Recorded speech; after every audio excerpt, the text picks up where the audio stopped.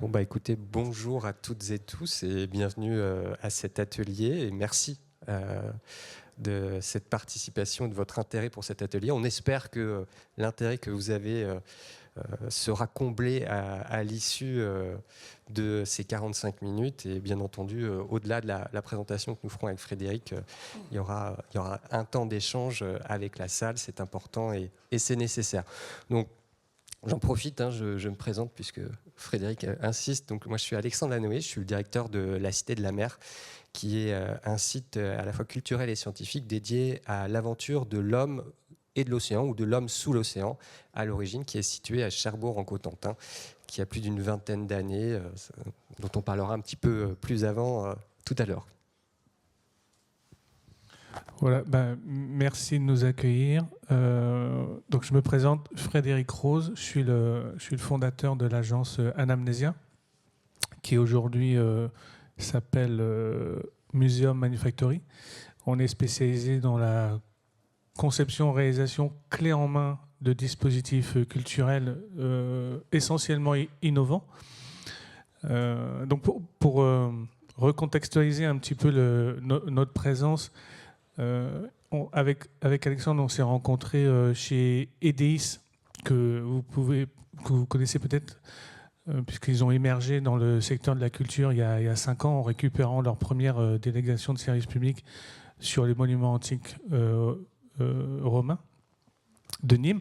Et c'est comme ça qu'on s'est rencontrés avec Alexandre.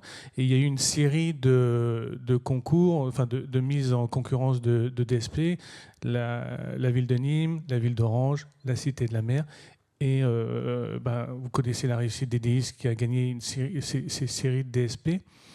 Et à terme, Alexandre a pris la direction de la Cité de la Mer. C'est assez important de comprendre le contexte puisqu'on va parler de billetterie et de sujets patrimoniaux. La billetterie, c'est le cœur de l'objet financier, notamment d'un exploitant comme Edeis.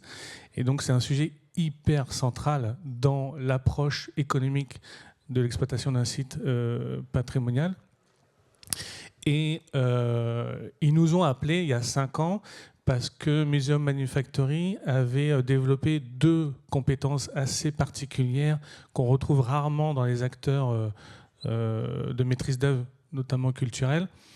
C'est le principe de clé en main, c'est-à-dire qu'en fait, nous, on conçoit, on réalise et on aide à l'exploitation, on forme, c'est-à-dire que c'est un modèle plutôt anglo-saxon. En France, vous avez un modèle très segmenté qui va parler des études, de diagnostic, audit, maîtrise d'œuvre, réalisation, et ensuite on livre, on exploite. Le modèle anglo-saxon, germain, est plus global, c'est-à-dire qu'on cherche un opérateur qui soit en capacité de concevoir et de délivrer. Et la deuxième compétence qu'on a développée, notamment en contact avec Edeis, c'est le sujet économique. C'est-à-dire que souvent, pareil, les opérateurs culturels un peu spécialisés vont être pas complètement hors sol, mais un petit peu hors sol. Ils sont rarement en lien direct avec l'économie du projet. Donc la gestion de flux, la gestion de la ressource humaine, la saisonnalité, etc. etc. Et c'est ce qu'a développé Museum Manufactory grâce et avec Edeis. Et c'est comme ça que on va vous expliquer un peu une des dernières réalisations qui est en cours sur ce sujet, entre le bon équilibre entre l'exploitation et l'économie d'un exploitant et ce que nous, on peut lui apporter en termes de technicité et de réponse technique et d'aide à l'exploitation. J'ai fait un peu plus long, mais comme ça, tout est clair. Et effectivement, pour rebondir sur les propos de Frédéric, c'est vrai qu'à la Cité de la Mer, il se passe toujours beaucoup de choses. Il se passe beaucoup de choses depuis 1 an, à la fois en termes de nouveaux parcours, de nouvelles propositions qui ouvriront en ce mois d'avril, alors 2 qui ouvriront ce mois d'avril, une qui est un guide de visite numérique aussi développé avec Alto Onsite, je salue Corinne Lebon qui est dans la salle, et un 4e parcours qui lui ouvrira fin 2026. Et tout le sujet, Frédéric le disait très bien, c'est comment l'échange et le dialogue intelligent, productif se fait à la fois entre les concepteurs et les exploitants. C'est-à-dire que chacun a sa propre vision d'une manière ou d'une autre. Il faut essayer de les concilier parce qu'on peut avoir la plus belle proposition, la plus belle innovation, mais si elle n'est pas adaptée, ou en tout cas si elle ne cherche pas à s'adapter, et de la même manière, j'ose le dire, si l'exploitant ne cherche pas aussi à adapter pour partie son modèle sans avoir des difficultés, que ce soit en personnel, mais également sur un plan de perte financière, c'est compliqué. J'ose le dire, hein, l'aspect financier, il est important, hein, non pas pour être mercantile, mais en fait, l'aspect financier, c'est ce qui fait aussi vivre nos sites, c'est ce qui crée nos emplois, c'est ce qui fait vivre un territoire, et c'est ce qui nous permet également d'exercer notre métier premier, notre métier principal, qui est celui de transmetteur de la culture, du patrimoine, de la science, et j'en passe. Donc là, conserver l'histoire, bousser la billetterie, j'aurais tendance à vous dire, c'est une question, c'est quoi l'objectif déjà, d'une part, c'est toujours la transmission. C'est créer l'émerveillement pour transmettre le savoir. J'insiste beaucoup sur ce terme de transmettre, de transmission, c'est assez fondamental. Et transmettre le savoir, ça oblige aussi à développer ces nouveaux concepts ou des concepts qui existent déjà, mais qui vont s'adapter à un site et trouver le bon modèle d'exploitation. Et c'est vrai qu'une bonne année et demie, souvent, voire deux, entre les études de conception, les avant-projets sommaires, définitifs, c'est assez important. Et puis, une fois que c'est livré, ça doit aussi vivre et ça doit aussi s'adapter. C'est-à-dire que le modèle qu'on va créer ne doit pas être figé. Donc là, on va parler avec Frédéric de cette nouvelle expérience qui va ouvrir le 1er avril. C'est pas une blague, ça tombe comme ça, qui s'appelle Cherbourg Transatlantique, qui est une expérience de réalité mixte dans la Cité de la Mer. Alors, la Cité de la Mer, c'est cet énorme bâtiment gare maritime transatlantique de 1933, qui est la dernière gare maritime transatlantique Art déco en Europe, et qui est encore en activité, puisque nous avons plus d'une centaine d'escales de croisière par an, et nous avons toujours les bateaux de la Cunard qui viennent, et nous aurons notamment un départ de Cherbourg pour New York sur un transatlantique en juin 2026 avec le Queen Mary 2. Donc le contexte et les enjeux, ça je pense que je vais laisser Frédéric en parler, mais un petit mot quand même, parce que Frédéric évoquait la notion de concours, d'appel d'offres. Nous, en tant qu'exploitants sous délégation de service public de la Cité de la Mer, notre autorité délégante, notre donneur d'ordre, c'est la communauté d'agglomération du Cotentin. Donc quand elle a rédigé son cahier des charges pour cet appel d'offres, elle a voulu qu'on réintroduise un peu plus la notion historique et patrimoniale de la Cité de la Mer dans le cadre de la future délégation de service public qui allait s'ouvrir à partir du 1er janvier 2024. Parce que en l'état, ce qui vous saisit quand vous arrivez à Cherbourg et vous arrivez devant la Cité de la Mer, c'est le caractère monumental de ces 12 000 mètres carrés de bâti, qui n'est pas d'ailleurs le seul bâti, Art déco, qui fait plus de 25 mètres de haut, et avec toutes ces verrières et tous ces éléments Art déco. Donc c'est la chose qui vous saisit, mais une fois que vous entrez dans la Cité de la Mer, vous êtes vite happé, je reviens en arrière, sur cette aventure de l'homme sous l'océan. Donc tout de suite, c'est les engins. Et de fait, le caractère patrimonial passait au second plan.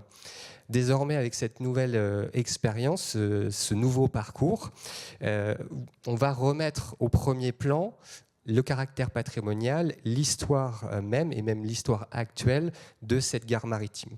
Donc ça, c'était assez important, et c'était une demande du délégant. Et Frédéric, c'est toi en plus qui t'es basé sur ce cahier des charges, et c'est de ton esprit qu'a émergé ce projet, cette idée. Oh, oui, donc effectivement, le sujet d'EDI, c'était de dire, nous, on va arriver comme nouvel exploitant sur une machine qui fonctionne quand même extrêmement bien. La Cité de la Mer, c'est une grande réussite. Donc il fallait apporter du nouveau, du renouveau, et qu'on soit en corrélation avec l'économie globale du projet, parce que l'idée, c'est pas qu'un opérateur privé, puisque ce qu'il faut savoir, c'est que l'opérateur privé prend un risque, alors que la collectivité, justement, dérisque son investissement en déplaçant ce risque-là sur un opérateur privé. Donc EDIS prend le risque d'investir et charge à la société de trouver le bon équilibre financier.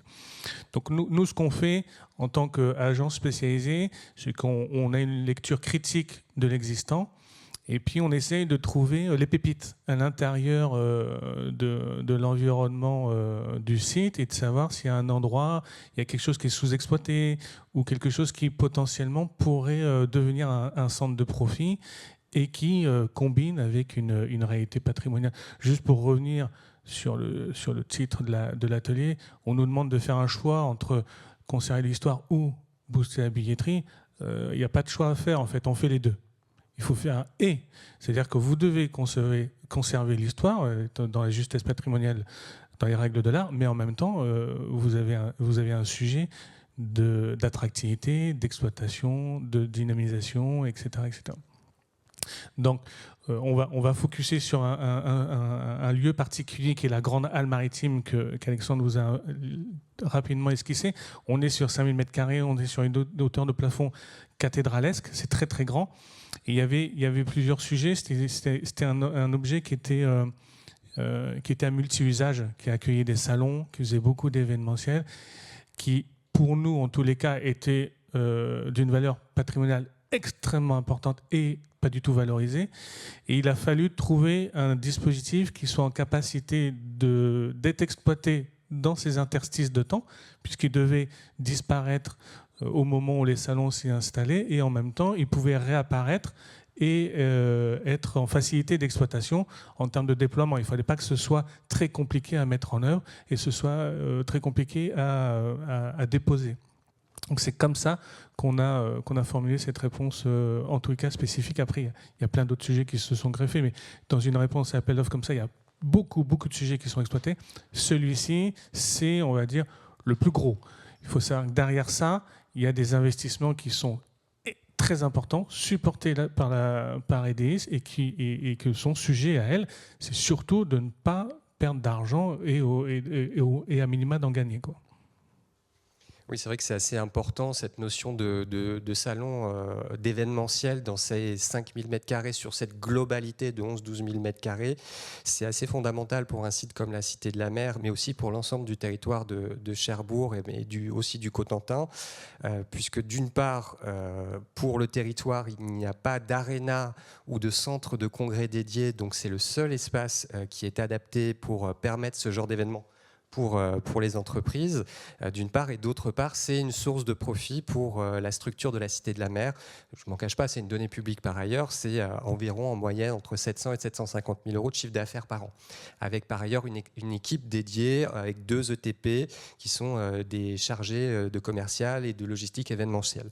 Donc c'était important de concilier les deux et d'avoir, comme le disait Frédéric, une proposition qui se matérialise par une forme de sobriété en termes d'occupation des espaces. D'où cette proposition. Donc voilà, pour vous recontextualiser un petit peu la Cité de la Mer telle que je vous l'indiquais. Donc c'est assez vaste. Donc le bâtiment historique, c'est celui-ci. Donc là où nos visiteurs arrivent et où on parle de la grande halle des trains, donc c'est ce grand bâtiment qui fait donc ces 11-12 000 m². Donc j'arrive à repointer là, qui est ici, vous l'aurez deviné. Et il y a une ligne, on va dire, qui se situe à peu près là, qui sépare la partie salon qui est au sud, et donc demain, à l'expérience immersive Cherbourg Transatlantique, et la partie nord, qui est la partie d'exposition des engins d'exploration sous-marine que vous avez vus, billetterie, boutique, restauration, et ensuite accès aux différents parcours. Alors, les objectifs, donc ça, Frédéric, tu en as peut-être un peu parlé. Est-ce que tu as le visuel de la halle vide? De la halle vide, oui. Un instant. Attends. Voilà. Donc ça c'est cette grande halle de 5000 m². Donc il faut comprendre que voilà, de temps en temps, elle reçoit des salons et ça se remplit de stands, exactement comme le citait, qu'on a une grande verrière, que l'objet est classé et qu'on les devine, mais au sol, vous avez des longues bandes. C'est en fait l'emplacement des rails d'origine. Donc les trains arrivaient dans cet espace-là, décharger les passagers pour qu'ils puissent embarquer sur les transatlantiques et donc partir. Et inversement, c'était aussi une gare d'arrivée. Donc c'était vraiment un objet clé sur l'arrivée des terriens et le passage au maritime. Ça, c'est une purge en termes d'aménagement parce que c'est trop grand, c'est trop lumineux, c'est impossible à toucher parce que c'est classé. Donc, grosso modo, on ne peut pas faire grand-chose. C'est d'ailleurs pour ça, à mon sens, que ça n'a jamais été exploité parce que le seul fait de commencer à faire quelque chose, ça aurait enclenché des investissements beaucoup trop importants. Donc, nous, on s'est dit, OK, la réalité augmentée, pas la réalité virtuelle, parce que la réalité virtuelle, elle vous coupe de l'expérience, et à la rigueur, on pourrait être dans une boîte noire, ça ne changerait pas. On a voulu utiliser la réalité augmentée, donc réalité mixte, c'est-à-dire qu'on a mélangé le réel pour faire revivre l'espace. Et donc, on s'est dit, on va complètement refaire une scène historique de l'arrivée des trains pour le départ du Queen Mary. On avait une grosse contrainte technique, c'est que, je ne sais pas, peut-être certains d'entre vous l'ont fait, mais en général, pour synchroniser les dispositifs virtuels au réel, il faut avoir des sortes de guides visuels dans l'espace. Comme, je ne sais pas si vous avez fait l'expérience Notre-Dame, mais quand vous êtes dans l'espace, tout votre environnement est imprimé de QR code, de graphismes, etc., pour que la caméra du dispositif se synchronise et sache où vous êtes et qu'est-ce que vous êtes en train de faire. Il y a un an, on avait, nous, intégré au Théâtre Antique d'Orange une immersion qui s'appelle l'Odyssée sonore, dans lequel c'était uniquement des casques audio, et on avait développé un dispositif technique qui permettait de géolocaliser et spatialiser le spectateur. Donc on était en capacité de savoir où il était et qu'est-ce qu'il était en train de regarder, dans quelle direction il était en train de regarder. C'est ce qu'on a fait. En fait, on a fait évoluer ce dispositif qui a fait l'objet d'un développement électronique. On l'a fait migrer sur un casque de réalité augmentée et c'est comme ça qu'on a pu déployer cette expérience-là dans la grande halle sans toucher au bâtiment. C'est-à-dire qu'en fait, nous, sur le bâtiment, on n'a rien fait. Il n'y a pas une accroche, il n'y a pas un VP, il y a juste des petits hotspots qui permettent de communiquer avec les casques de réalité augmentée et de dire au système, la personne, elle est à tel endroit, etc. L'avantage de ce système-là, c'est qu'en plus de ça, il n'a pas de limite en termes de surface, c'est-à-dire que les visiteurs vont pouvoir explorer les 5000 m² et avoir une expérience globale, donc, dans laquelle on va avoir quelques images. Et puis surtout, on voulait que l'exploitation puisse déployer le dispositif et le ranger en quelques heures pour que ce soit très flexible en termes d'exploitation. Et en fait, c'est le cas, c'est-à-dire que quand le dispositif il est remis en caisse, parce que c'est des systèmes de boîtes sur roulette, une fois qu'il est remis en caisse, vous retrouvez le visuel que je vous ai montré de la halle, c'est-à-dire qu'il n'y a pas une seule intervention qui indique qu'il y a eu un dispositif immersif qui a pris place dans le lieu. Je pense qu'aussi l'important dans cette proposition, et c'est un sujet, je ne vais pas dire c'est une problématique, c'est plutôt un sujet qui touche beaucoup de sites, beaucoup d'établissements. De manière, c'est la diversification des publics, parce qu'on dit bien tous les publics, c'est important, avec pas forcément une proposition unique pour l'ensemble des publics, ça c'est impossible. Il faut être en capacité d'avoir de multiples propositions, qu'elles soient, on va dire, humaines, qu'elles soient, on va dire, classiques, muséographiques, scénographiques, et puis aussi qu'elles soient plutôt numériques. Et ça, c'est quelque chose à laquelle la profession fait attention, c'est-à-dire cet équilibre également. Pas trop de numérique, pas trop de médiation humaine, parce que les choses peuvent s'adapter ou pas selon les sites. Frédéric parlait tout à l'heure d'un site tel que le Théâtre Antique d'Orange. C'est un site qui est plutôt nu. Donc la médiation humaine, elle est importante aussi dans ce genre d'établissement, parce que ça permet aussi de donner vie, ça permet de contextualiser un site, un lieu, son histoire, ses secrets. Nous, la médiation humaine, on le fait, mais plutôt de façon thématique. Donc passons là-dessus. Et dans cette notion de s'adresser à tous les publics, le sujet, c'est aussi tenter de toucher la tranche 15-25. Qui est une tranche d'âge qui est un peu complexe à toucher. C'est pas impossible, mais il faut s'adapter.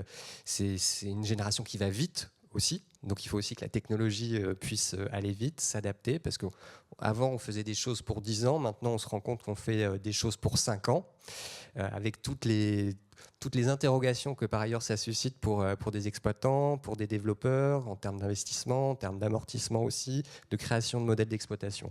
Donc ça, c'était un sujet important pour nous, parce que on le voit bien, tous le voient, arriver jusqu'au collège, voire fin de collège, on arrive encore à peu près à les toucher, soit par la famille, mais principalement par l'école, puisque nous, on accueille entre autres plus de 20 000 scolaires par an.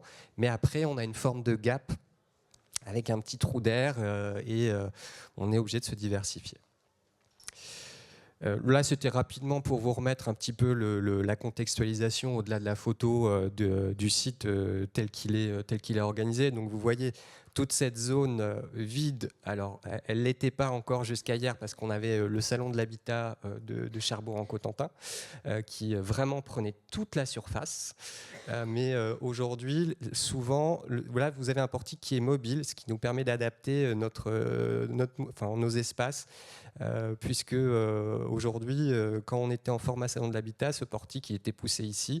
Mais voilà, quand on a 1200 mètres carrés de surface de jeu, permettez-moi l'expression, pour faire de la réalité virtuelle sans réalité mixte sans un certain nombre de contraintes, c'est plutôt adapté, puisqu'on sait qu'on va pouvoir gérer des flux, qu'il y aura une certaine forme aussi de zone, de jauge plutôt, dirais-je, de confort, qu'elle soit physique, mais aussi visuelle. Parce que l'importance de la réalité mixte, c'est aussi apprécier les éléments d'architecture monumentaux qui existent, et donc de ne pas passer le site en deuxième plan au profit d'une expérience totalement virtuelle. Donc l'expérience visiteur, le concept, ça Frédéric, tu peux peut-être aussi en parler aussi, c'est-à-dire qu'est-ce qu'il vit en réalité, qu'est-ce qu'il va vivre, ce visiteur? L'idée, elle est relativement simple, c'est que bon, le bâtiment est quand même très impressionnant quand il est nu, mais on n'a pas, en fait, nous ce qu'on voulait, c'est de dire, en fait, il y a un siècle, il y a des trains qui arrivaient, il se passait plein d'histoires, on a en tête l'histoire du Titanic. On voulait quasiment plonger le visiteur dans une grande bande dessinée où il pouvait explorer ces 5000 mètres carrés de manière totalement libre. Et on voulait qu'il soit connecté au bâtiment et qu'il ne soit pas justement, comme le ferait la réalité virtuelle, complètement désincarné. On voulait vraiment qu'on s'accroche au bâtiment. Donc en fait, on a tout refait, comme si on était dans une scène d'arrivée et de départ du début du siècle. Et vous avez... je me souviens qu'à l'oral, quand on a défendu notre projet, j'ai dit c'est une sorte de Pulp Fiction de la gare maritime, parce que l'idée, c'était de croiser plein de vies. Donc vous avez beaucoup de personnages que vous allez pouvoir rencontrer, et chaque personnage va vous raconter une histoire. Les histoires s'imbriquent entre elles, un peu comme le scénario de Pulp Fiction, où on s'aperçoit que si on discute où on entend une petite fille, on s'aperçoit qu'il y a quelqu'un d'autre qui est en train de la rechercher ailleurs, etc. On voulait montrer aussi les préoccupations sociétales et sociales de l'époque. Donc en fait, en recontextualisant le décorum, on pouvait aborder des sujets historiques, sociétaux, etc. etc. Et surtout, on est en totale liberté, c'est-à-dire qu'on couvre les 5000 mètres carrés d'expérience et on peut vraiment visiter, chercher des indices, etc., fouiller un peu partout le bâtiment, quoi. Et dans le sujet d'exploitation, il fallait que ce soit facile de remettre à jour. Parce qu'un dispositif comme ça, technologique, alors autant la technologie, elle ne va pas trop se dégrader, elle va mettre 5 ans à être amortie, entre guillemets, autant financièrement que techniquement. Mais par contre, en termes d'exploitation, il faut des rebonds. Donc vous ne pouvez pas garder cette expérience-là et dire qu'elle va durer 5 ans, 7 ans, ça ne va pas être possible.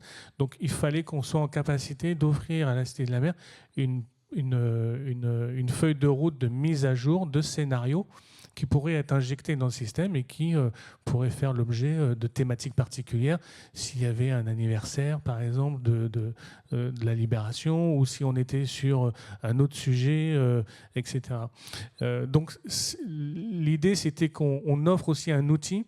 C'est là où la contrainte d'exploitation ou de travailler avec un exploitant, c'est quand même hyper enrichissant parce que ça nous donne des contraintes techniques qu'on n'a pas forcément quand on n'est pas en lien avec les personnes qui vont gérer.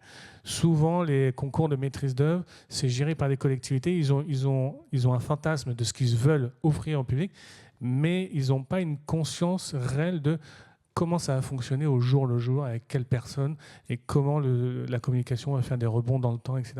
Ça c'est moins évident, et c'est vraiment le sujet de l'exploitant. Et ça, c'est un sujet qui est extrêmement important parce que je vous évoquais un nouveau parcours qui ouvrira fin 2026, qui par ailleurs s'appellera Expédition Océan. Et c'est vrai que la collectivité a travaillé avec un AMO pendant une bonne année sur les phases d'APS, APD, etc. Et elle nous a bien entendu associés puisque l'idée originelle de ce parcours est issue de la Cité de la Mer, du précédent exploitant et du président fondateur notamment, Bernard Covin. Et toute la volonté du nouvel exploitant, mais de l'ancien aussi, hein, parce qu'on pense la même chose quand on est exploitant, c'était d'avoir un parcours qui était peu gourmand en ressources humaines, un parcours qui nous permette aussi de gérer les flux qui peuvent être conséquents selon les périodes, puisqu'on a plus d'une cinquantaine de jours à plus de 1500 visiteurs par jour, souvent avec des créneaux horaires. Je parlais de la zone de chalandise tout à l'heure, donc c'est important dès le départ de se dire les choses quand on est sur un projet entre exploitant et développeur, mais je le redis, comme je l'ai dit tout à l'heure, tout en acceptant de part et d'autre de faire des efforts. C'est-à-dire que l'exploitant ne peut pas vous dire automatiquement ce sera impérativement ça. Et être rigidifié dans ses postures parce que son modèle a toujours fonctionné de la sorte. Il faut parfois savoir s'adapter sans se renier et de la même manière ne pas obérer la créativité nécessaire pour renouveler les parcours, renouveler les expériences, renouveler les publics. Oui, donc voilà, je l'évoquais, ça, le sujet financier avec Frédéric, il était important, c'est-à-dire que c'est une notion d'équation économique qui est certes financière en termes de retombées, d'amortissement de cet investissement. On est sur 1,8 million d'euros hors taxe, mais ce qui était important aussi, c'est une notion d'accessibilité tarifaire, c'est-à-dire une accessibilité tarifaire pour le plus grand nombre. C'est-à-dire que quand je parle d'accessibilité tarifaire, non seulement on est sous délégation de service public, donc on a des contraintes et on a des formats d'adaptation de nos tarifs qui sont soumis à délibération de la collectivité, ça c'est bien normal d'une part, mais d'autre part c'est une notion de conviction, c'est-à-dire que la culture doit être accessible au plus grand nombre, ou les cultures doivent être accessibles au plus grand nombre, selon. Donc la notion de tarif attractif pour une expérience qualitative, par ailleurs, elle était une de nos grandes contraintes et une de nos grandes convictions en même temps. Donc c'est pour ça qu'on a un billet d'entrée qui est pour un adulte sur du 11 €, 9 € sur les groupes jeunes, les scolaires, les CSE, et pour aussi un package pour nos visiteurs habituels, puisqu'on a quand même beaucoup de primo-visiteurs, mais on a tout autant de revisites de la part des gens de Cherbourg, de la communauté d'agglomération et du Cotentin, puisque la Cité de la Mer, c'est aussi un site couvert, et voilà, on est au bord de la mer, on est au bord de la Manche, donc on est aussi soumis aux aléas climatiques, et notamment la pluie et le vent, donc ça fait toujours une sortie en famille, que ce soit les mercredis ou les week-ends. 35-40 minutes d'expérience, donc quelque chose qui n'est pas court. Ça aussi, c'était important que les gens en aient pour leur argent, en quelque sorte. Et puis, il y a une forme de benchmarking aussi, c'est-à-dire que on va dire, on a regardé, on est quasiment équivalent, hein, Frédéric, en termes de qualité d'expérience avec Notre-Dame ou avec d'autres, on va dire, d'autres entreprises telles que Eclipso qui proposent des choses. Et puis, on avait quelques rares propositions locales sur la vraie réalité virtuelle, mais moins qualitatives et qui étaient par ailleurs plus chères. Donc, en fait, en termes de tarifs, en termes de qualité, en termes de durée, on considère, mais après il faudra aussi que le modèle éprouve ses premiers visiteurs et ses premiers retours visiteurs, on considère que pour l'instant on a voulu avoir cette conviction de la qualité, de l'accessibilité, du prix et de la durée de l'expérience. On est aussi en site fermé, c'est-à-dire que contrairement à Orange, au Théâtre Antique, nous on n'est pas soumis à la notion d'attendre la nuit. Mais je parle d'Orange, mais je parle de tout type de projection qui peut se faire en extérieur, qu'elle soit nocturne. C'est-à-dire que dès que vous arrivez sur les beaux jours, on va dire, quand on est fin juin, les jours sont au maximum, ils sont les plus longs. Donc s'il faut attendre 22 heures pour qu'il y ait la tombée de la nuit, ça va être un petit peu compliqué, y compris en termes d'exploitation RH, de personnel, de coûts. Donc on n'est pas soumis à ça et on n'est pas soumis aux aléas climatiques, puisqu'on est vraiment en total cycle couvert. Et on est aussi, enfin, sur, je vous le cache un peu, pardonnez-moi, sur une zone de chalandise qui a permis de faire un modèle, alors un petit peu ambitieux, mais parfois il faut l'être, un modèle de captation de public qui est assez important. On est à 80 000 habitants dans la ville de Cherbourg-en-Cotentin. Nous, on a une moyenne de 300 000 visiteurs par an. On est sur une des plus grosses agglomérations en France, hein, puisqu'on est sur 180 000 habitants. Nous avons 180 000 croisiéristes par an. Alors, non pas qui passent à la Cité de la Mer, on est sur un taux de captation de ces 180 000 croisiéristes à peu près 20%, enfin 18-20%, ça dépend de la typologie de bateau, et 57 000 membres d'équipage. Donc vous voyez, donc on a une très belle zone de chalandise en permanence et on a une 60aine d'escales croisières qui commencent de début janvier jusqu'à fin décembre. Donc on en a selon les moments, soit on va en avoir 2 dans un mois en février, ou on va en avoir 6 ou 7. Mais ce sera plutôt entre avril et fin octobre, avec des gros bateaux, notamment la compagnie AIDA, qui sont des bateaux compris entre 3 000 et plus de 6 000 passagers. Donc ça c'est intéressant pour eux parce que beaucoup ne partent pas en excursion sur les plages du débarquement ou au Mont-Saint-Michel. Vous en avez une grande partie qui va se balader en ville, puisque la Cité de la Mer et le port d'escale, port croisière, est situé en quasi-centre-ville. Et on en capte une grande partie, puisqu'on est également présent à la descente, puisqu'entre la sortie du terminal croisière et l'entrée de la Cité de la Mer, vous avez 10 mètres. Donc c'est quand même une chance aussi. Avec le taux de captation, comme je l'évoquais, 15% en 2020. 15% en 2025 et 20% les années suivantes. Alors, ça devra se réadapter. On est bien obligé de développer des modèles, mais voilà, sur 300 000 visiteurs en moyenne, ça vous donne à peu près un ordre d'idée.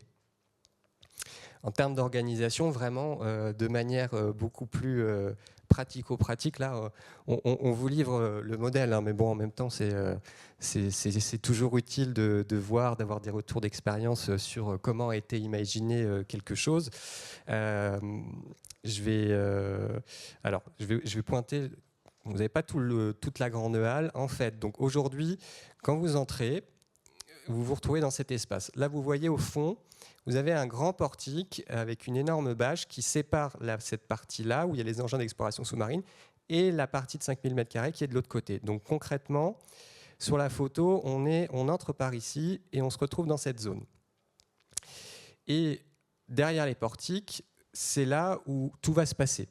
Donc nous, là où est située notre billetterie, elle est située à peu près une 50aine de mètres de l'entrée principale. C'est-à-dire que ce que vous voyez sur cette photo, c'est la file d'attente qui va se diriger vers la billetterie qui est à peu près ici.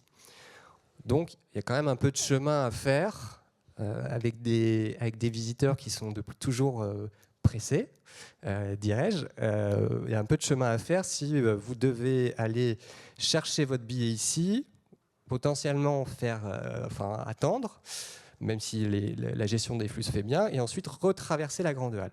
Donc le parti pris était de dire, dès qu'on entre dans la Cité de la Mer, c'est-à-dire ici, il faut un élément visuel qui vous indique que la billetterie principale est sur votre gauche, et que sur votre droite, vous avez une billetterie qui est déportée pour acheter votre billet si vous ne voulez faire que cette expérience-là. Parce qu'on a aussi, je le disais tout à l'heure, beaucoup de gens qui font de la revisite. Donc ça permet aussi aux gens qui font la revisite d'avoir un flux qui est beaucoup plus rapide, sans compter les croisiéristes que j'évoquais, puisque parfois ils n'ont pas forcément envie de passer entre 3 et 4 heures à la Cité de la Mer, parce que ça prend du temps, on a beaucoup de choses à voir, et ils veulent peut-être aller aussi en ville, donc il faut leur donner une forme de succédané de la Cité de la Mer, et à côté de ça, leur permettre de vaquer à leurs autres occupations sur la ville. Donc cette captation visuelle, une captation sonore aussi avec une bande son qui donnera l'impression des trains qui arrivent, c'est-à-dire le bruit des trains à vapeur, des locomotives à vapeur, tel qu'on peut l'entendre dans les films, et puis aussi un peu une forme de bruit de brouhaha qui va aussi capter, parce qu'on le sait, là on va dire c'est de l'expérience muséale, mais aussi c'est du marketing, disons-le clairement. Le marketing, qu'il soit visuel, qu'il soit olfactif, qu'il soit sonore, concourt à une expérience globale, et ça c'est fondamental. Donc cette billetterie déportée qui est à peu près ici, qui permettra à la fois la vente de billets, la distribution de casques et la récupération à la sortie, le contrôle des flux d'entrée et de sortie. Et alors l'accès à l'expérience, je l'évoquais, nous aujourd'hui, c'est un modèle qui va voir le jour, qui va être testé, qui va se réadapter et qui va aussi s'adapter selon les périodes de fréquentation, qu'elles soient faibles, on va dire basse saison, ou qu'elles soient hautes. On a volontairement choisi d'être sur un principe de flux libre quand on vient physiquement acheter un billet. La possibilité aussi d'acheter en ligne sur des créneaux, mais on n'est pas comme chez d'autres, on va dire, gestionnaires, d'autres sites, par exemple en Provence, que je ne citerai pas, qui font des créneaux. Et vous devez impérativement être entré dans ce créneau si vous voulez. Si le créneau est à 10h45, si vous avez à 46, vous ne pouvez pas entrer. Vous êtes obligé d'attendre entre 35 et 45 minutes selon la durée de l'expérience. Nous, comme il n'y a pas de notion de gêner, on va dire, l'expérience visuelle, l'expérience physique, c'est un principe de flux libre.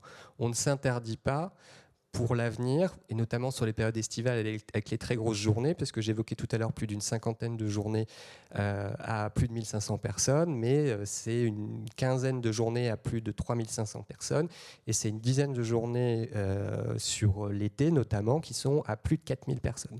Donc la gestion des flux, c'est un sport, hein, ça se fait très bien, mais il faut aussi qu'on soit en capacité de pouvoir mettre en place des créneaux pour pouvoir fluidifier. C'est-à-dire, si, admettons, vous allez au Redoutable, il n'y a pas de place, on vous envoie tout de suite faire l'expérience sur ce créneau, avec ces propositions de flux libre, que ce soit uniquement pour venir, comme je l'évoquais tout à l'heure, faire votre expérience ou faire l'ensemble de l'expérience Cité de la Mer.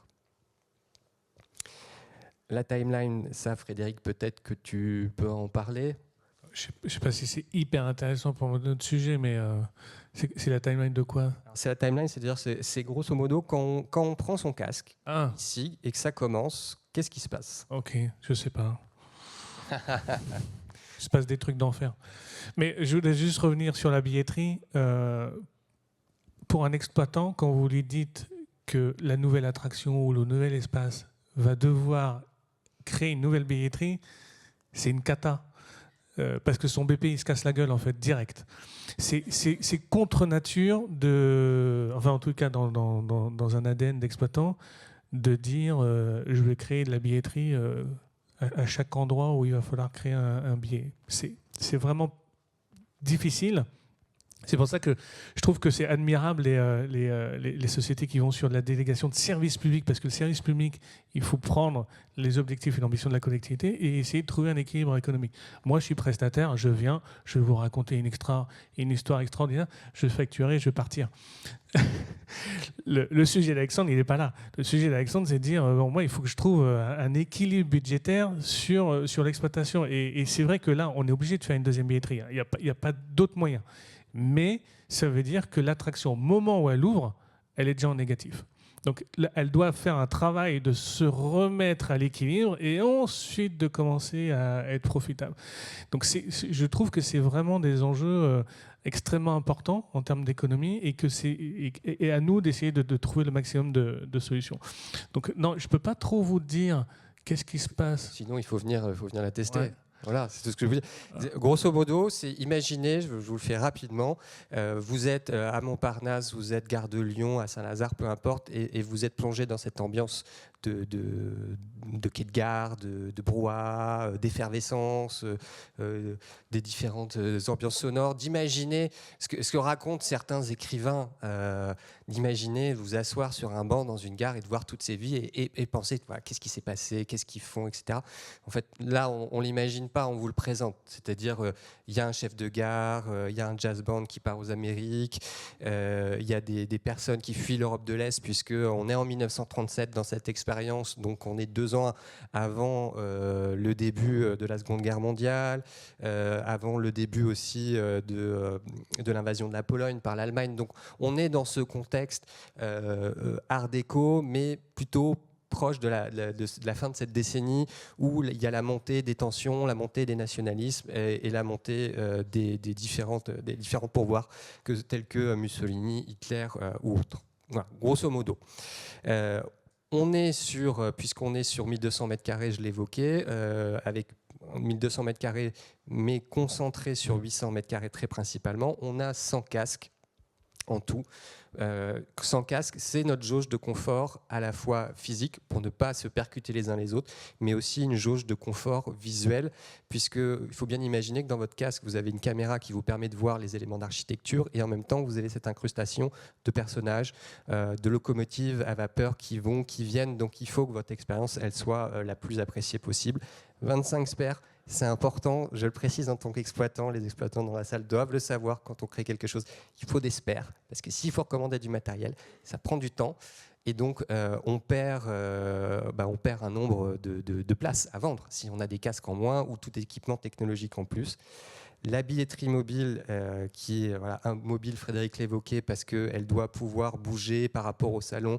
À la fin de cette année, on aura une grosse exposition Astérix avec les éditions Albert René qui va occuper une partie de notre espace. Donc il faut qu'on repense aussi notre gestion de flux, là où les gens vont rentrer, pas au même endroit, mais aussi avoir cette double billetterie qui servira à la fois à Cherbourg Transatlantique, l'expérience immersive, mais également à cette exposition Astérix et la mer. Et encore une fois, je le disais, une très faible sobriété sur les mobiliers dans la grande halle pour que ce soit le plus facilement exploitable, parce qu'on dit pour les salons, mais pour installer des salons, il faut surtout que votre personnel déjà démontre ce qu'il y a dedans. Donc il faut lui faciliter la vie au personnel technique de montage et de démontage. Il faut lui faciliter la vie, il faut que ce soit souple, il faut faire attention aux troubles musculo-squelettiques et pas provoquer d'accidents. C'est aussi notre responsabilité en tant qu'employeur.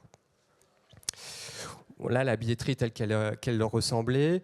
Une configuration RH qui doit être donc peu gourmande, je l'évoquais, qui s'adapte selon la saisonnalité, puisque nous, on a des journées en très faible saison. On va dire en mars, on va faire une centaine de personnes en semaine. On n'est plus en vacances scolaires nécessairement.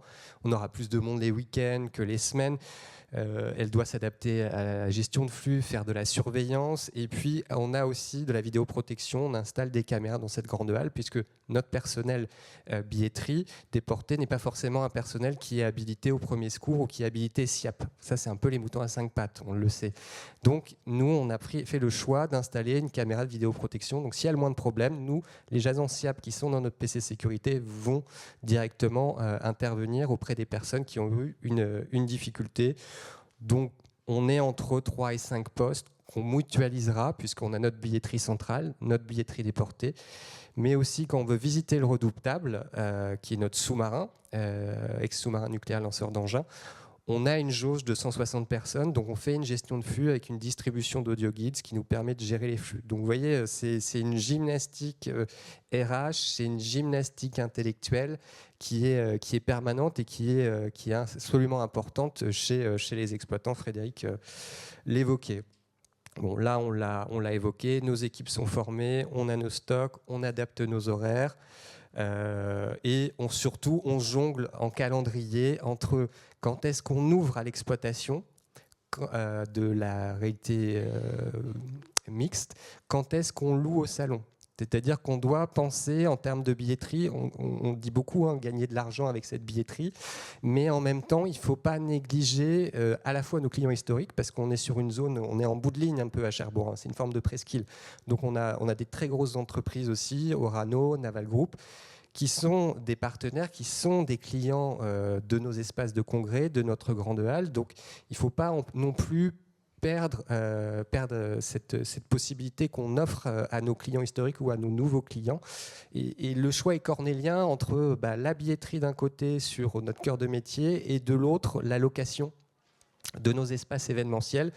Donc on a des événements dont on sait qu'ils sont récurrents, qui sont très rarement, je le dirais aussi, sur des périodes de vacances scolaires ou de pont de mois de mai, ce qui nous arrange. Donc on a fait un pré-calendrier avec les équipes d'exploitation, mais aussi les équipes commerciales, sur quand est-ce que c'est full Cherbourg Transatlantique réalité immersive et quand est-ce que c'est libre. Voilà. Et on me fait signe qu'il va falloir s'arrêter. Bon, voilà. Mais je peux répondre à toutes vos questions avec Frédéric. Nous pouvons répondre à toutes vos questions. Alors, on n'a plus de temps là. J'ai deux questions. Donc, je suis Univers Sciences, Cité de Sciences Industrielles et de la Découverte. Et j'avais deux questions. La première, c'est que vous avez évoqué rapidement la médiation. Et je pense que c'est quand même un sujet aussi dans ce type d'expérience. Et d'autre part, je vais faire ma question. Non, déjà la médiation, c'est ce qui m'intéresse le plus sur comment vous faites par rapport à ce type d'expérience. Et oui, mon autre question, c'était la place de l'histoire et de la science du coup, parce que c'est quand même aussi votre cœur de métier. Alors, sur la médiation, par rapport à cette nouvelle expérience, alors déjà, on va contextualiser parce que, en fait, quand vous voyez le premier personnage, il vous explique où vous êtes. Donc c'est une sorte de médiateur un peu virtuel. Alors, il va vous expliquer comment va se passer votre expérience, donc de déambulation le long des quais et de rencontre de différents personnages d'époque. Et d'autre part, il vous contextualise le lieu. Donc il y a une forme de médiation. Après, tout le propos et tout le travail que nous, on devra faire aussi, parce que ça, c'est une première étape, cette expérience immersive, c'est de réouvrir un certain nombre d'espaces, de recontextualiser l'histoire de la gare maritime quand elle a été construite. Et en fait, elle a été vraiment une gare maritime transatlantique, non pas forcément d'agrément pour des voyages d'agrément, mais surtout de voyages de départ vers les Amériques, entre 1933, dans son format actuel, puisqu'elle existe, il y avait d'autres gares maritimes, mais plus modestes qui existaient auparavant, entre 1933 et 1939. Parce que 1939, vous voyez, il n'y a que 6 ans. Et encore en 1933, quand elle est livrée, on est déjà sur un déclin statistique. Donc ça, c'est la première chose. Nous, on devra retravailler sur comment on fait une complétion, dirais-je, permettez-moi ce terme, de la médiation avec des supports, avec aussi des éléments mobiliers dont on dispose, qui sont aujourd'hui conservés, mais qu'on doit réhabiliter avec notre délégant, avec la Fondation du patrimoine. Donc il y a un long travail. Vous avez des bunkers aussi, avec des vues sur la rade sur lesquelles on va travailler.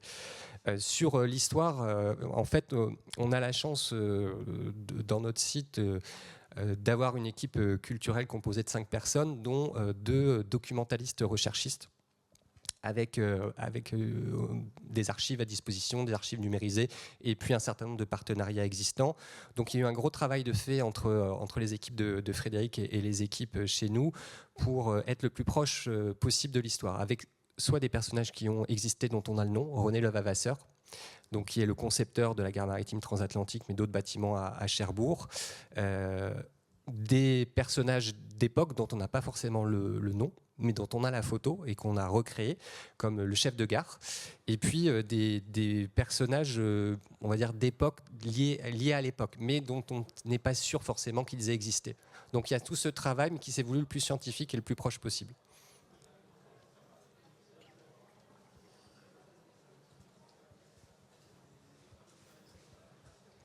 nous avons été trop bavards.